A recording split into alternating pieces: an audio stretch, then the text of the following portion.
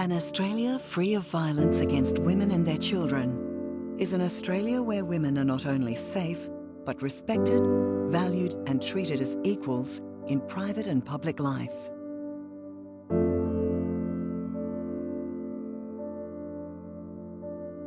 We know gender inequality is a key driver of violence against women and is reflected in social myths that disrespect women and reinforce stereotypical gender roles.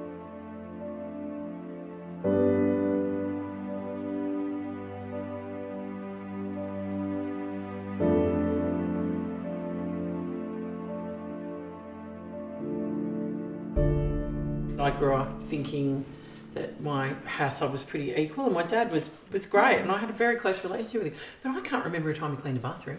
Oh no, my dad didn't clean bathrooms. I don't remember him refusing it. Even though I didn't have any abuse, yeah. there are little tiny things that are part of that society value that you go, well, the male privilege, perfect. That's exactly what I'm saying. And you don't know what's happening. So what is a little changing of the TV, which is just mildly annoying? Is that genuine disrespect that I was experiencing? Yet my father was very open about both his daughters doing anything we wanted to do. There was never any squashing of us from a gender point of view. But again, he did tend to run the household. Once you become a wife, you're passed from the property of your father to the property of your husband.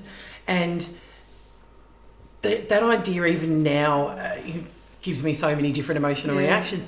But that is where some of these society values that we carry today in 2017 are coming from.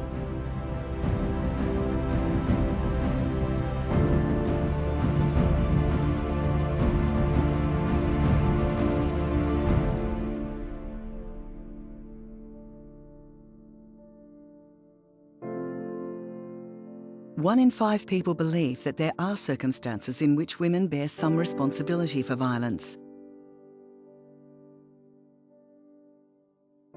Why don't they look at the behaviour of the male and say, why did they do it? Why did you accept it? Why didn't you leave? But you know what? Why look at me? Why don't you look at him and saying, why did he do that to me?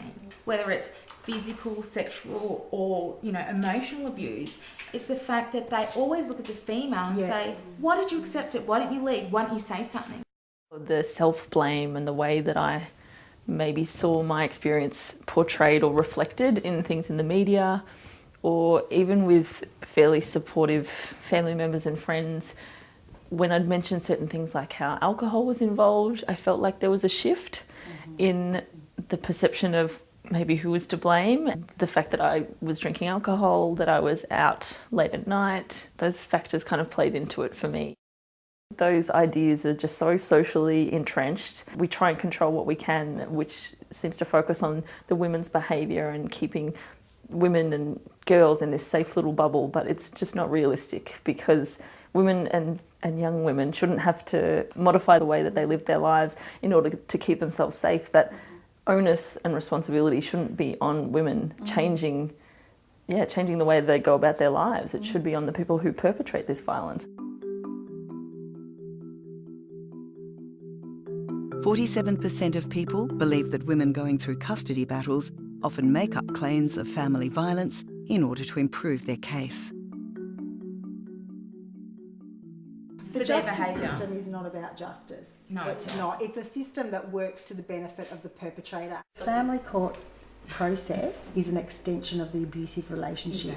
It is just exactly the same, but it's now done through lawyers and barristers and financially destroys everyone. Us standing up for our children and our safety and our children's safety is twisted in us being vindictive and seeking revenge. The court system got to realize for the women it's really hard for us to bring the case to the court. With the abuse that is going on for quite some time, and after we left and facing the man in court again, the memory will come back to us. Because we're not. And then if you sort of ignore the fact that emotionally we are not really our normal self No, going through the traumatised. Traumatised. Right, I've chosen not to report it at this point, and it's something that I still constantly think about, and it's hard because you wonder if this is happening to someone else Yeah. because that person's still out there. Yeah. But you see the system, and I hear about the system, Yeah. and I know what women go through, and it's just so hard to put yourself in that situation. I actually think the family violence legislation needs to be abolished. Yeah. The injuries women are suffering emotionally, physically and sexually behind closed doors should be going by the criminal acts. Yeah. The fact that we've created this separate legislation is actually allowing it to occur, saying, oh, that's a different sort of violence, good point. that's an acceptable sort of violence, and because it's a different violence that happens behind closed door, which is, it's not actually a different violence. It's violence. If I walk down the street and get mugged, that guy will be charged under the criminal Because act. he's a stranger. Because he's a stranger. Exactly right. Perpetrators don't stop until they are held to account. And I can say 3 years after leaving, my perpetrator has still not been held to account. So the abuse continues because of that.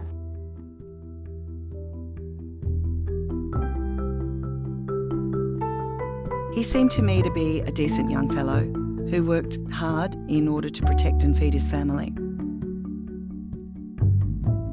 The media has a lot to answer for when you look at the way they report on physical and sexual violence perpetrated, because quite often we'll hear it about, and I'm sure last week or the week before, yet another woman was killed in Australia, and the opening line is often a statement from someone that knew the father that's just gone and done this, and that he was a great guy, which plays very much into what you were saying about it's a closed door situation.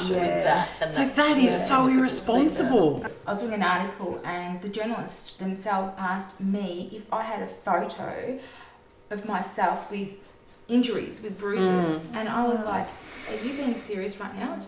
And she's like, yeah, could you send me a photo of you like battered and bruised? I'm like, because you're missing the point here. But that's the They just want to perpetuation. shock the people. And I'm like, no, I want my words to be heard, not a visual of, me battered and bruised. It just shows how broken it is. Yeah, but And then you have people saying, but why didn't she report? If she's a real victim, why didn't she report her crime? Why would she go through You're why would protecting you sign yourself on for by that? not. And see, that's another broken part of the system. There's the outcome and what happens in court. But you have had to make a decision whether to follow that through because of the re-victimisation, the impact on your life And my family's. and your family. My job. And what would that mean? I imagine a question would be, if the media got wind of my case, what would they say about me? What would people in my local community read about me? The number of people who believe that family violence is a private matter to be handled in the home has risen 3% since 2009. Every area of life is affected by it. Every job, every family. It's is everywhere. It's your brother, it could be your brother, it could be your sister, it could be your mum, your auntie. Everybody has somebody in their family that has been directly or indirectly affected by family violence. Until you've been in any version of a life-threatening situation, and it doesn't have to be the movie version with a gun, you cannot understand how much everything you see and do and experience after that is affected by it. I know in my case, I was leaving my home, a really beautiful home that I felt, attached to, but felt very unsafe in. It was really, I know that sounds very venal and everything like that, but it was really hard to leave my home. That concept of home was something that was very strong for me. And because it had become a very unsafe place, it became a very, very difficult thing to do, to leave. And when I left, I was so financially disadvantaged because then I was thrown out into the rental market. I wasn't earning any more money than, what I had been previously. And so, but I might have looked as if, I didn't really need any help. I was sort of all together. But I was actually on the point of being homeless on a couple of occasions, and I don't think that that's something we want to really ignore. But then once you do get out of that danger, 2-3 years down the track, that's when the real scars start to appear and all that stuff starts to come to the surface, and you start remembering all that stuff. There's no help out there. I think one of the more subtle things that happen is I've found some friends just quietly slipped away, and you've gone, they're gone. Not in my life anymore. Yeah, and I realise it's just they can't deal with what I'm going through. No. No understanding. Too confronting, I think. Yeah.